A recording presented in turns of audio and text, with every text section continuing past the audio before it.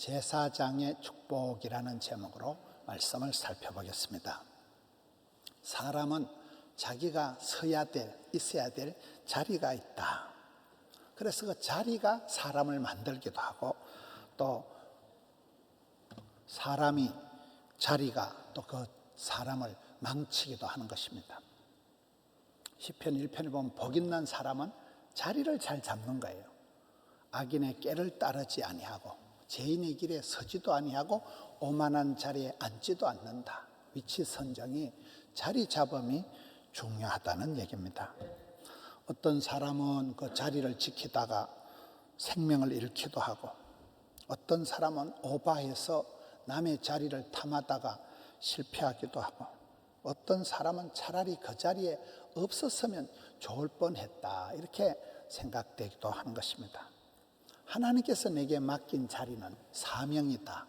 사명이라는 것은 그 자리를 지키다가 내가 죽어도 좋아, 그게 사명지가 되는 것입니다. 에서처럼 장자권의 그 자리를 빼앗긴 사람도 있고, 야곱처럼 팥죽을 팔아서라도 그 자리를 쟁취한 사람이 있습니다. 우리가 흔히 하는 말로 기도의 자리를 확보해라, 기도의 대상을 확대해라, 기도의 응답을 확신해라, 이런 말을 합니다. 우리가 지켜야 될, 고수해야 될 자리가 있습니다. 성도의 어떤 타이틀은 한 3가지가 있다고 봐요. 크리스찬이라면 그 사람은 첫째는 구도자, 둘째는 예배자, 셋째는 전도자입니다. 구도자는 뭡니까? 우리는 진리를 따라가는 사람들이에요. 진리를 알지니 진리가 너희를 자유케 하리라. 사람이 큰 깨달음이 왔을 때, 큰 은혜를 받았을 때 모든 게 해결이 되어버리는 거예요. 그래서 우리는 진리를 따라가는, 진리를 구하는 구도자예요. 두 번째는 우리는 예배자입니다. 마음을 다하여 뜻을 다하여 하나님께 예배하는, 우리는 예배자입니다. 가장 크리스찬이 가지고 있는 타이틀 중에 아름다운 타이틀이 나는 예배자입니다, 그런 타이틀입니다. 그리고 세 번째는 우리 복음을 전하는 전도인이에요. 내가 어떤 직업을 가지고 있든지 내 본업은 복음 전하는 자입니다. 복음 전하는 전도자가 우리의 본업이 되고, 우리가 가진 직업은 어떤 면으로는 먼저 그의 나라와 그의 의를 구하는 본업이 전도자이기 때문에 우리가 가진 직업은 부업이 되는 것입니다. 사람들이 보면 본업에 성공한 사람은 부업은 쉽게, 수월하게, 신바람나게 하더라고요. 성경에 보면 선지자가 있고 제사장이 있는데, 선지자는 뭐냐? 하나님의 말씀을 듣고 그 말씀을 백성들에게 그대로 전달하는 사람이 선지자예요.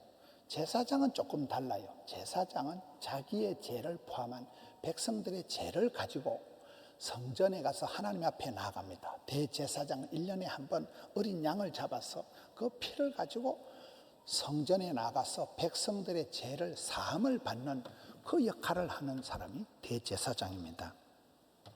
하나님께서는 말씀을 통해서 우리에게 오시고, 사람들은 예배를 통해서, 제사를 통해서 하나님 앞에 나아가는 것입니다. 우리 제사장의 자리, 제사장의 존재, 제사장의 선포. 제사장은 뭔가? 사람들을 얘기할 때 우리는 만인 제사장이다. 우리 현대는 우리가 만인 제사, 모두가 다 제사장인데, 여러분 성경의 최초의 형제 가인과 아벨을 보세요. 가인은 장남이었지만은 제사를 잘못 드려서 망했습니다. 아벨은 세컨더예요. 둘째였지만은 아벨은 제사를 잘 드리기 때문에 하나님께서 아벨과 그의 예물을 받으시다, 기쁘게 연락하시기 때문에 히브리서 11장에 믿음의 영웅들이 등장하는데 아벨은 넘버원으로 등장을 하는 것입니다. 제사장의 기원은 이 모세 형님 아론이 이제 제사장의 시작이 됩니다. 백성들이 불평을 하고, 아론하고 모세 너그 형제들이 다 해먹냐? 그렇게 불평을 할 때 하나님께서 12지파에 지팡이를 갖다 놓고 그 중에서 아론의 지팡이에서만 우음이 돋고 순이 나고 꽃이 피어서 살구 열매가 맺힙니다. 그 아론의 쌍난 지팡이가 하나님이 아론과 함께 한다는 이 임재가, 하나님의 동행이 강력한 증거가 되는 것입니다. 아론이 제사장이 됩니다. 아론의 아들 나답과 아비후가 제사장 직분을 감당하는데 다른 불을 들고 나가다가 그 자리에서 죽고, 아론의 셋째 아들 엘르아살이 대제사장 자직을 계승하게 됩니다. 하나님 앞에 나갈 때는 정한 규례대로 해야 된다는 거예요. 여러분, 성경에 보면 노아의 방주를 만들 때 모세의 율법을 따라서 성막을 지을 때 보면 디구 마고 사람이 편리한 대로 짓지 않습니다. 하나님께서 오다 하신 그대로 식양과 규격을 따라서 그렇게 지은 것이 방주요 성막이듯이, 여러분, 예배라는 것은, 제사라는 것은 내 마음대로 하는 게 아니에요. 철저히 하나님의 말씀대로 해야 돼요. 그래서 우리가 신앙생활 잘하는 것은 덮어놓고 살지 말고 성경책을 펴놓고 살아라, 이런 말을 하잖아요. 사람이 음식을 맛있는 걸 먹는다, 사람이 어떤 음악을 한다, 사람이 패션, 옷을 어떻게 입는다 할 때 이 모든 패션이다, 음식이다, 음악의 오리지널 기원은 제사예요. 제사. 하나님 앞에 마음을 다하여, 뜻을 다하여, 힘을 다하여 정성껏 제사를 잘 드리기 위해서 그때 음식이 만들어지는 거예요. 모든 음식의 기원이 제사에서부터 시작이 되고, 음악도 그렇습니다. 가장 아름다운 음악이 제의에서 나오는 거예요. 옷도 그렇습니다. 아무 옷이나 입고 나가면 안 됩니다. 제사장의 패션이 정해져 있는 것입니다. 아론의 자녀들이 아무 불이나 가지고 함부로 제사를 지내다가 망한 것입니다. 하나님이 정한 대로 해야 된다는 것입니다. 성경에 제사를 잘못 드려서 망한 대표적인 사람이 사울왕입니다. 사울왕이 누굽니까? 그렇게 겸손하고 준수했던 사울왕이 제사장만이 집례할 수 있는 제사를 쥐가 해치워 버린 거예요. 사울왕이 제사를 해치웁니다. 그리고 다윗을 도와준 제사장들을, 아히멜렉 제사장과 그 제사장들 85명을 몰살을 시켜버립니다.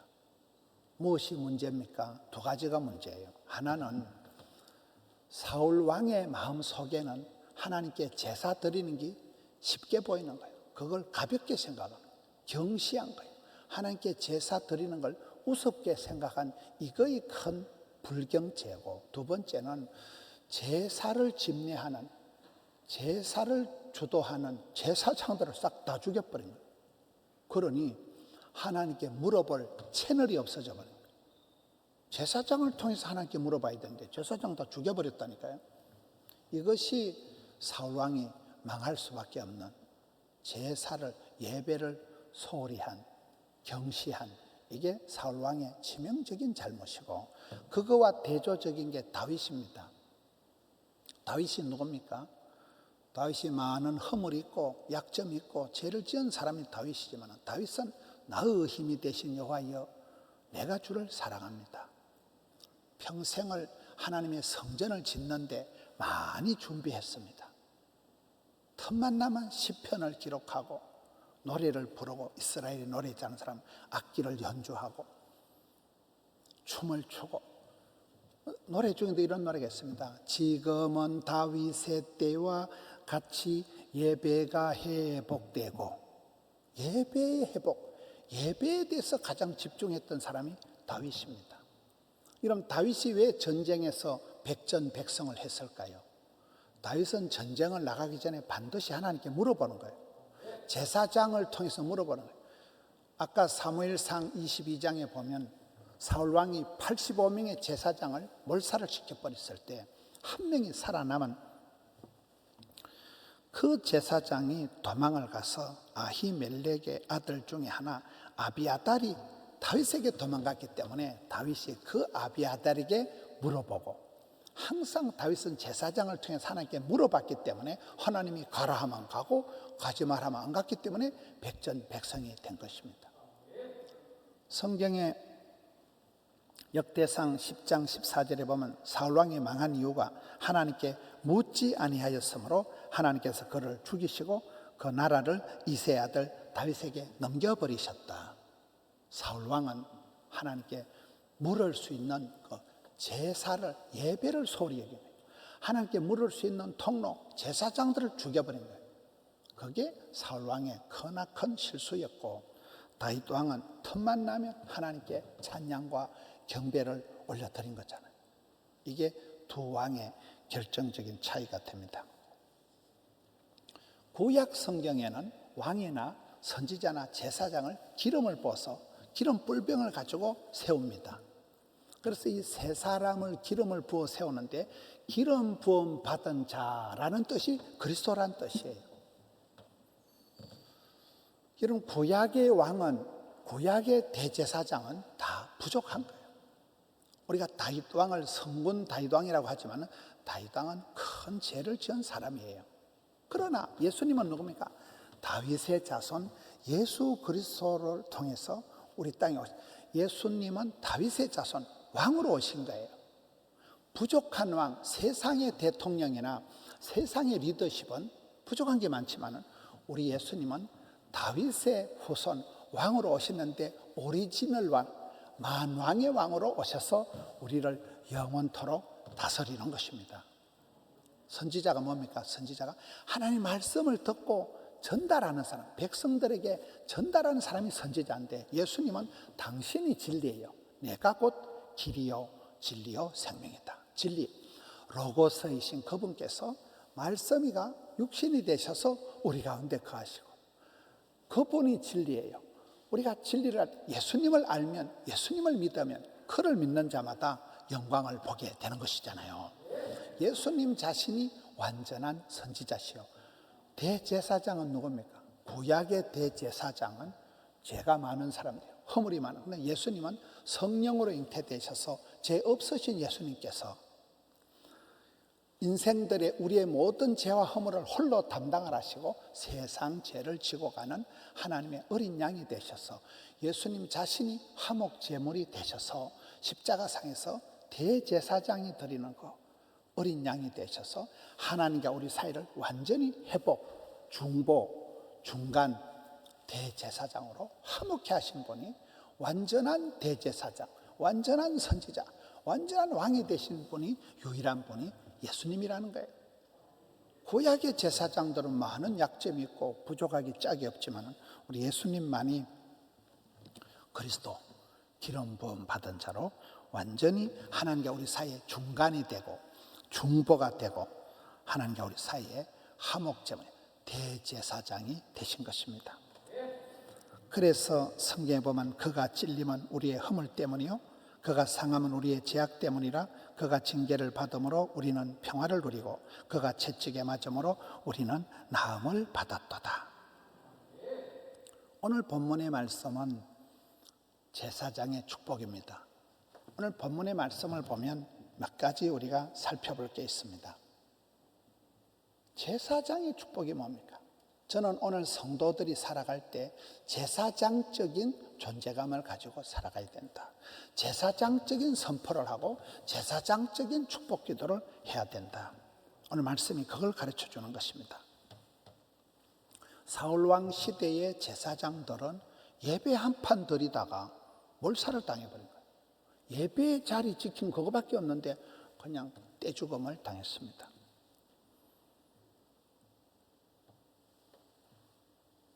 예배의 자리가 그렇게 어려운 거예요. 요즘도 예배 한 번 잘 드리고 확진자가 옆에 앉아가지고 갑자기 그냥 자가격리를 당하고, 여러분 사업하는 사람이 중요한 자리에 있는 사람이 14일을 자가격리를 당하면 심각합니다.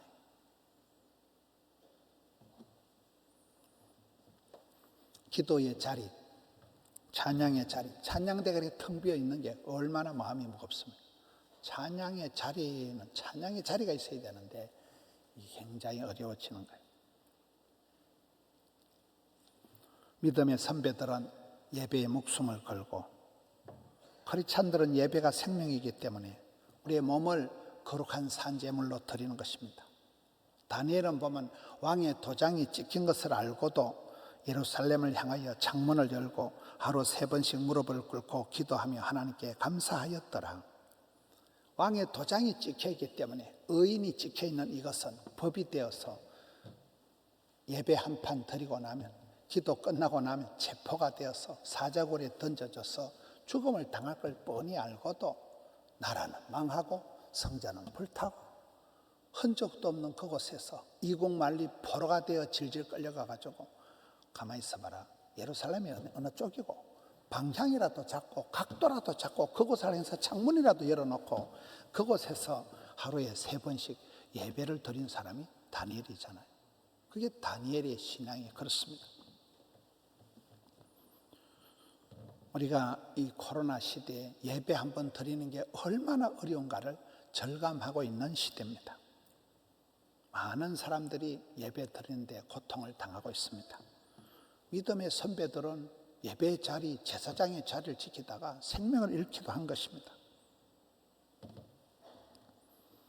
우리는 이들을 향해서 어떤 보건 당국자들이나 이들을 향해서 축복하는 마음을 가져야 됩니다. 우리 교회가 소재하고 있는 이 부산 북구 보건소의 직원이 180명이더라고요.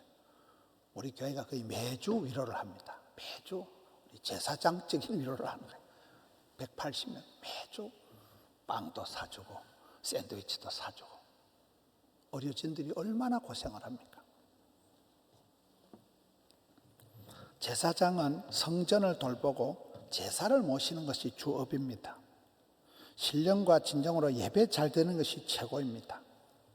예배에는, 제사에는 3가지가 있어요. 영성과 야성과 정성이 있어야 된다. 영성은 뭡니까? 하나님이 기뻐 받으셔야 돼요.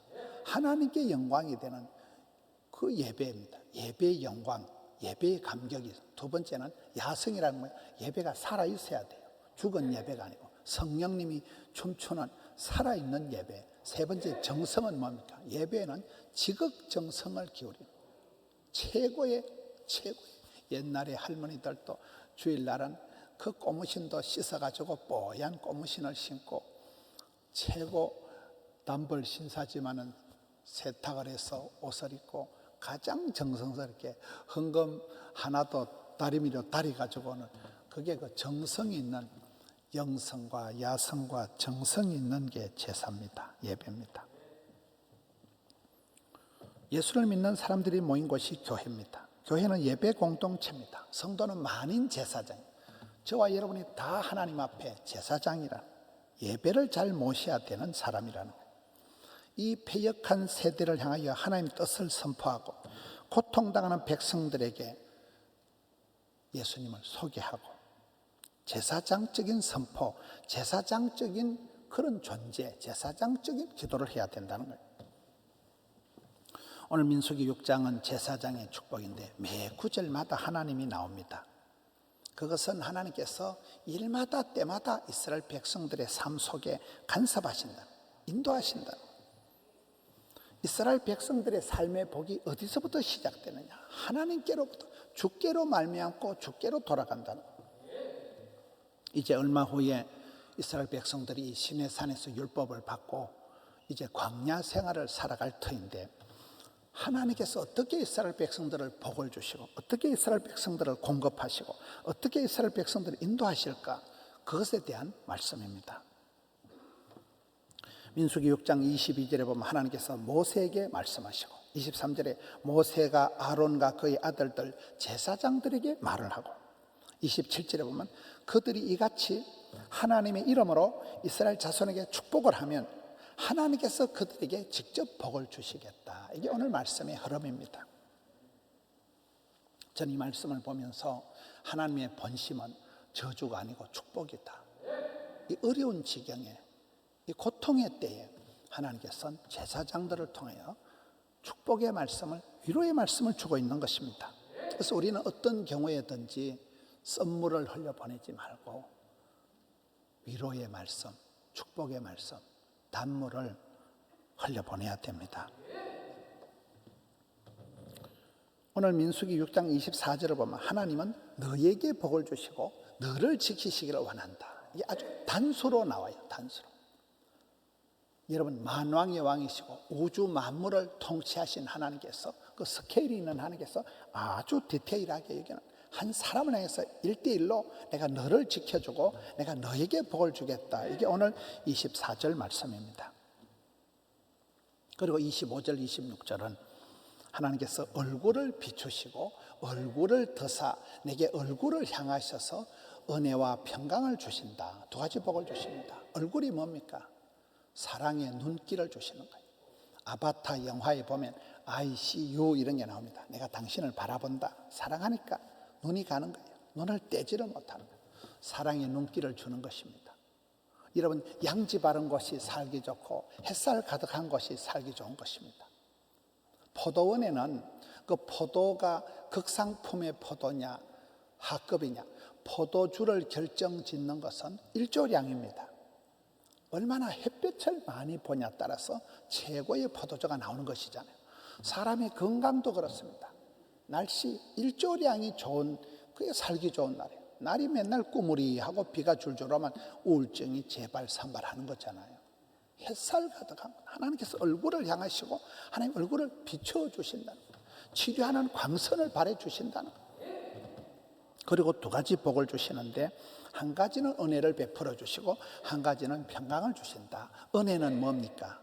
은혜라는 것은 비주얼한 눈에 보이는 복, 몸 성하고 일 잘 되고 자식 잘 되는 눈에 보이는 축복을 은혜 받았다 하는 거잖아요. 하나님은 우리에게 얼굴을 향하시고 얼굴을 비추셔서 은혜를 베풀어 주시고, 두 번째 축복은 평강은 뭡니까? 눈에 안 보이는 복이에요. 내면으로 받는 복. 야베스의 축복 중에 마지막 축복이 뭡니까? 복의 복을 더하사 지경을 넓혀주시고 주의 손으로 도우사 환난을 벗어나 근심이 없는 축복, 속 편한 축복, 뒷골 안 땡기는 축복, 밤에 다리 뻗고 단잠 자는 축복. 여러분, 하우스는 사도 홈은 못 산다니까요. 침대는 사도 꿀잠은 못 사는 거잖아요. 하나님만이 주시는 게 이게 평강이라는 거예요. 특별히 여러분, 예수님께서 사망, 권세, 십자가 고통을 이기시고 죽음을 이기시고 부활하신 예수님께서 제자들에게 나타나실 때마다 꼭 하시는 말씀이 있어요. 너희들에게 은혜와 평강이 있을지어다. 예수님만이 줄 수 있는, 죽음을 이기신 부활하신 예수님만이 줄 수 있는 게 샬롬입니다. 하나님만이 나리워 주시는 게 이게 평강이라는 것입니다. 오늘 이 시대가 평강이 없고 오늘 이 시대 하나님 은혜가 고갈된 시대에 백성들의 삶이 까칠하고 이렇게 세상이 힘든 시대에, 고통의 때에 하나님께서는 제사장들을 통하여 선포를 하는 거예요. 저는 제가 부산 기독교 총연합회 회장을 맡고 보니까 시장님도 보고 이 높은 사람들 이렇게 만날 때 정경 회장님들이 그러더라고요. 원로 목사님들이, 김 목사, 니는 사람들을 만날 때 인간 김문훈이 아니라 제사장적인 폼으로 나가 하나님의 뜻을 대언하고 존말할 때 들을 쪄대려가지고 하나님의 말씀을 선포하고 제사장적인 그런 걸로 가서 축복하는 마음으로 만나야지. 뭐 높은 사람 만나 굽실거리고 뭐 하나 도움 받으려고 그리 찌질하게 하면 안 된다는 거예요. 제사장적인 존재감을 가지고 하나님 앞에 우리는 예배 드리는 사람이잖아요. 하나님의 말씀을 전하는 사람이잖아요.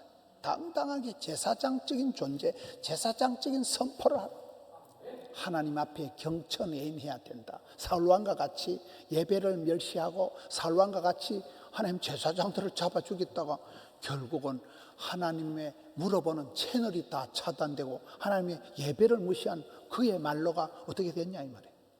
많은 허물이 있었지만 다윗은 지금은 다윗의 때와 같이 예배를 회복한 다윗은 노래를 부르고 춤을 추고 시를 적고 악기를 연주하면서 하나님께 찬양과 경배를 올려드리는데 집중해서 다윗을 보라 이 말이에요.